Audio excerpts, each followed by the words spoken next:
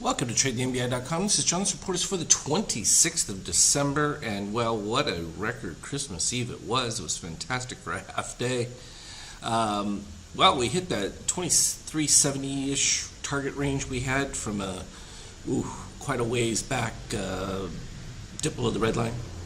And you can see we're still below the red line, which means lows are going to be retested, though we've already made a new low to start out the futures open.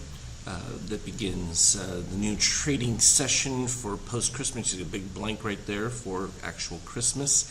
And this all fits well within, well, going all the way back up to the 29, whatever it was over here where we first got our daily short, 29.35 close.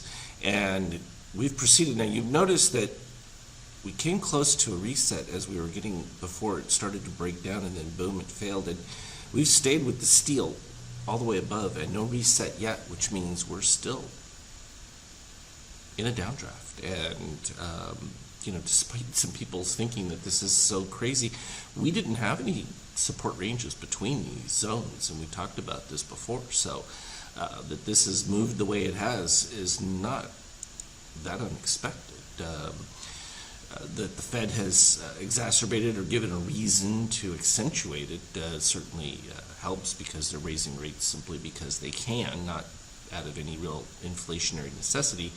But that in and of itself is going to create a version of inflation, because the cost of money is more, and therefore, by virtue, things are going to cost more. So it's sort of a self-fulfilling prophecy. And do I think they've gone too far too fast? We've been talking about that for, well, the entire year that they've been doing this, which has been a bit insane.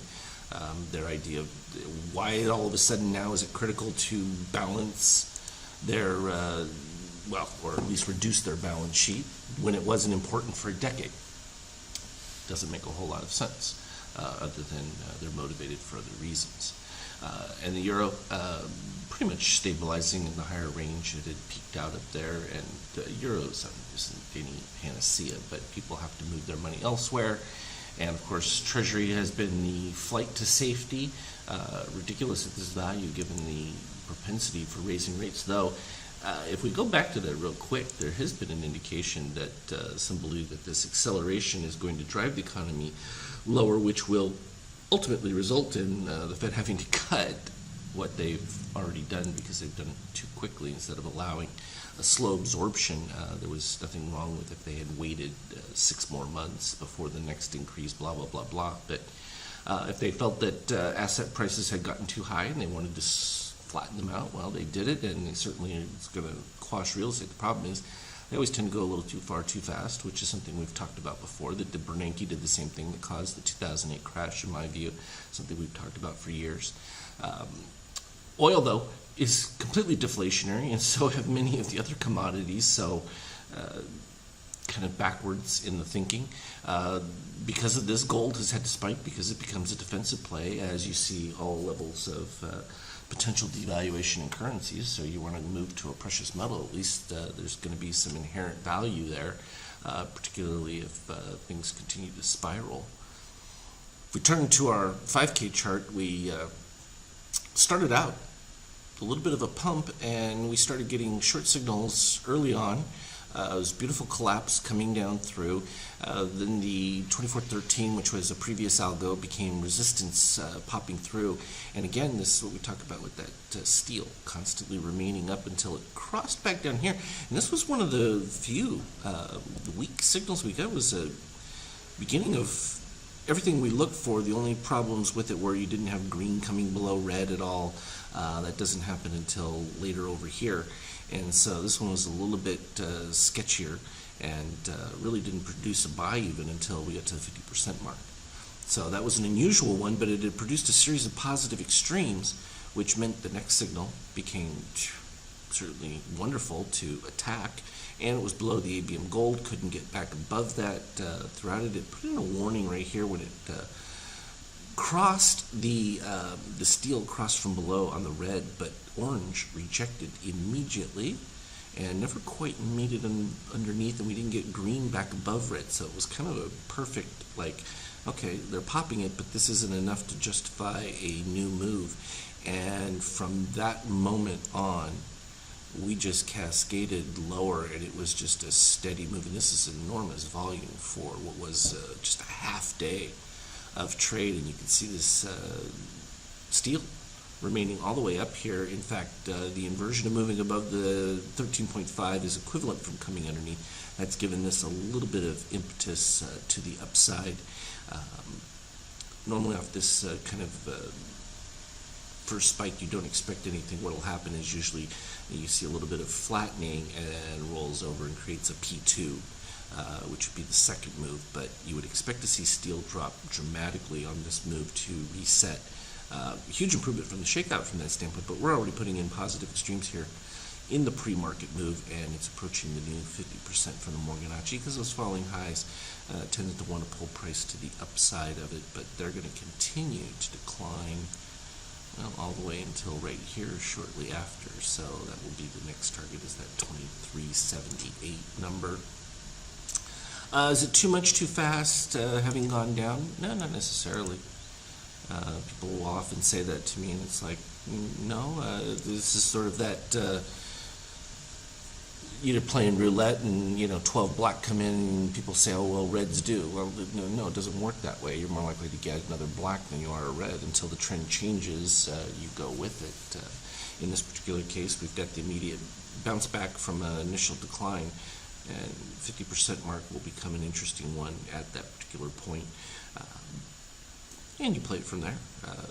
It's up a modest 7 after 60-some point decline beforehand, and all the talk, the president even came out and said he still has confidence in the Fed, blah, blah, blah, blah, trying to make things seem better and telling people, oh yeah, you should be ready to jump back in.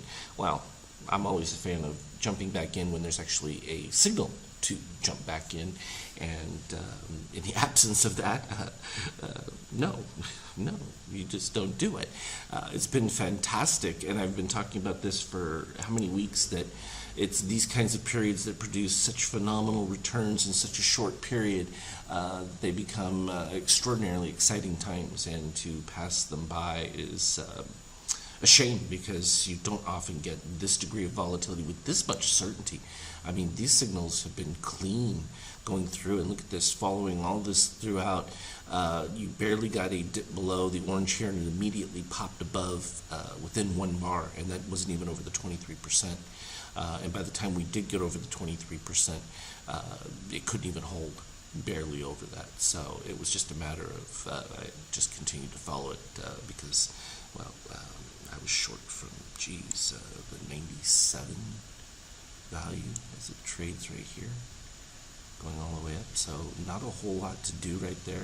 Probably need to adjust that stop a bit, but that's what you can do when you're looking at that broader overall steel. This pop that occurred right here was a little bit of an interesting one, and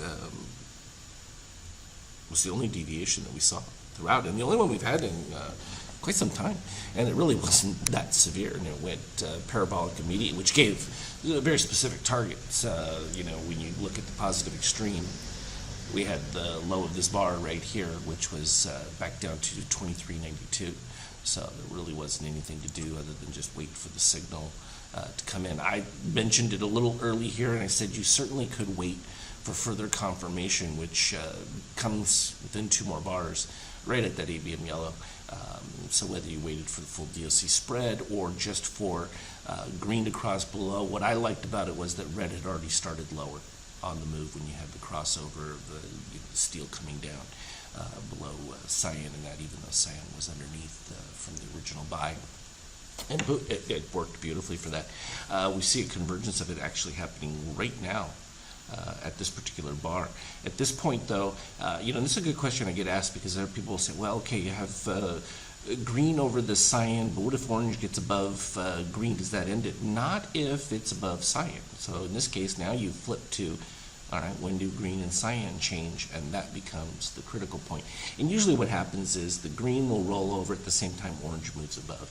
And that's when we get our beautiful clear signal. I mean, again, you had the same situation right here. oops, clicked one too many times right there, but here we go. So the cyan moves above green, below red, orange rising, and you were just one away from steel crossing. So whether it's like attack this one, which for me I'm comfortable with, knowing that I got the 23 as a stop out point, but even if you waited to the other one, people are thinking, oh, I can't short right at the lows. It's like, oh, I did it plenty of times.